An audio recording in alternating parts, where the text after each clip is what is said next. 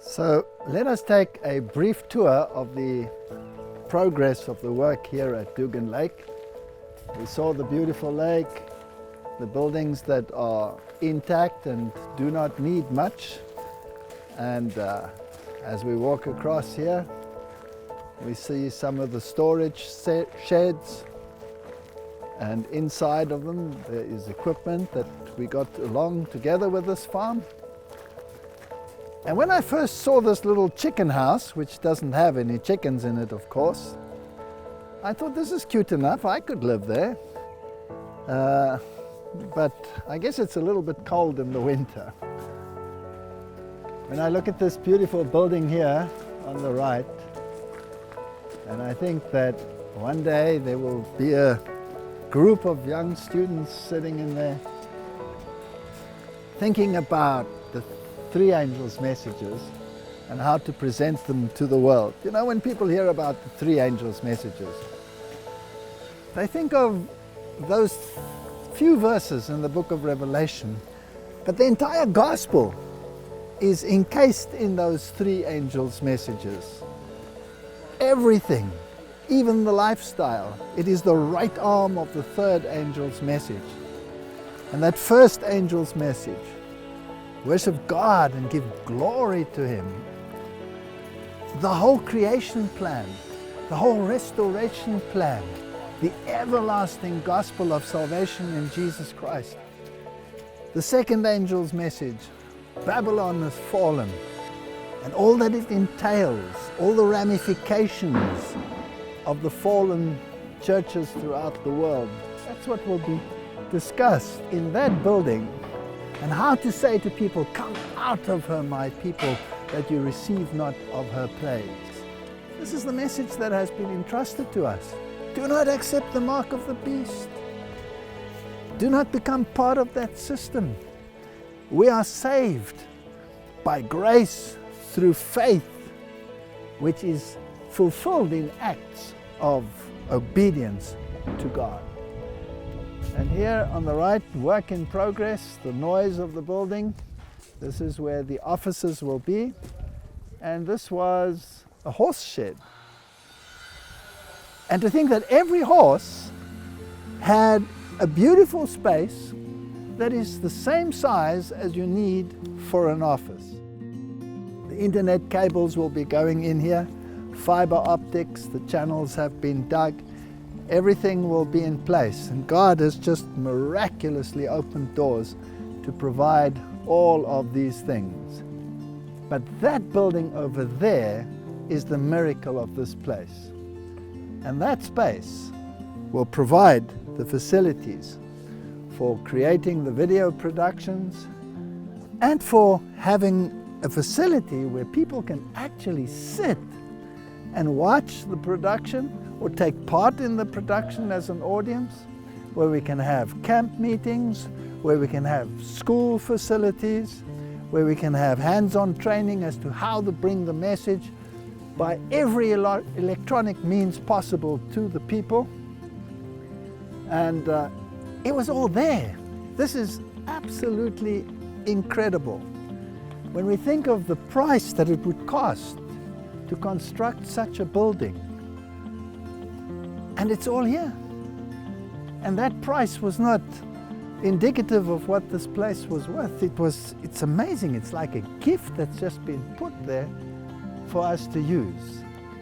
And I'm sure you saw how the concrete went in there and how God provided the means and the machinery. Little things like this show us that God is in control. And what do we have around us? Green fields, beautiful green fields. Listen to the sound of the equipment. They're painting the walls now, our workers. And we're so pleased to see these things happening. Would you care to take a look over there? Now, who would expect a fire engine in a place like this? And do you mean to tell me this place has its own fire engine? Well, yes, it does. Now, Doesn't that cost a fortune? Doesn't it cost a fortune to have a fire engine? Well, it just so happens that the little town down the road here was upgrading its firefighting facilities, and they were selling a fully operational fire engine with all the pumps, all the equipment, everything that was needed for $5,000. Unbelievable. And so we thought, well, you know, if a fire breaks out, this will be a great asset. We moved it to this place. They gave us training as to how to use it. Young Mackenzie, who was very interested, got into the nitty-gritties, explained it to some of the other members here of AD, and it was there for just a few days, within a week. And somewhere on this property, by circumstances beyond our control, a fire broke out, and immediately everything was available and it was put out. Now, just those little things. I mean, it's just amazing to have a fully operational fire engine that must cost a fortune with all its equipment just being provided. Yeah, AD, you can have it for virtually nothing. Unbelievable. Let's have a look. And here is old Fiery Joe, a fully functional, operational fire truck.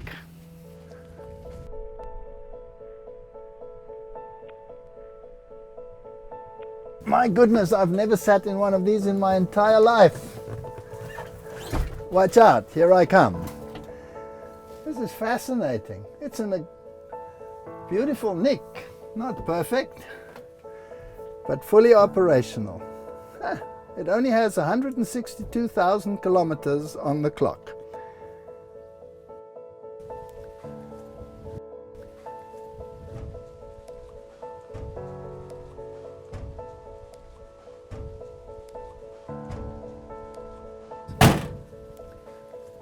Well, I wonder how all this stuff works. There are so many levers here.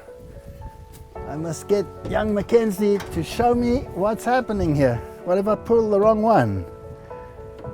Well, pressure gauges, water in, foam out, pump cooler, lights, valve controls, lights, dials. It's like an airplane. Magnificent ladders, hoses, pumps. I assume there's a massive water capacity in here. I wonder what's inside of these things. Storage area, air brakes, wrenches, equipment can go in there. Ah, hoses and spouts. Well, you know what? Who knows? Perhaps sometime in the future somebody will be in trouble and we can lend a helping hand. And perhaps it'll be a contact, an opening wedge for the truth to enter in. I can thank the Lord for small blessings like this that show us that He is concerned and that He cares, even in things such as these. Here's a beautiful field, and the water system is in there. And we'll have a field of vegetables and perhaps a greenhouse here.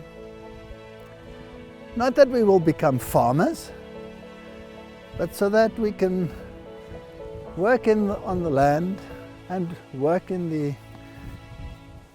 the Lord's vineyard, and people can be exposed to the lifestyle. You know, people have become so used to going to a supermarket, grabbing a thing off the shelf. What if that thing is no longer on the shelf? We've had so many occasions where within 1 week, within one weekend, in the cities, shelves empty. If all supply stops, it's a few days and everything's gone. We need to get to the point where we know how to take care of ourselves. It's part of our directive, it's part of our message. Not that we are sensationalists or think that we must become recluses or have a monastic system. No, we work the cities. We go into the highways and byways. But we'll be able to do this. And even if we never ever use it, God said it's beneficial for the mind, it's beneficial for the body, it's beneficial for the health, it's beneficial for your psychological condition. There's nothing more therapeutic than getting your fingers in the soil for about an hour a day. Let's bring balance into the message. This is what we want. So who knows what will grow on this field? Potatoes? Beans? Fruit trees perhaps? And I would be so grateful if the Lord would come before one of them bears. But the very activity which God has planted into man is enough already to make him psychologically whole, spiritually connected with the source of all life. So here is the hub of AD. This is what it's about. Because AD is not about buildings. AD is about message driven. There, over there in that barn will be the capacity to bring the message to the world. Here will be the electronic and the internet hub, and here will be the recording studio and everything that goes with it.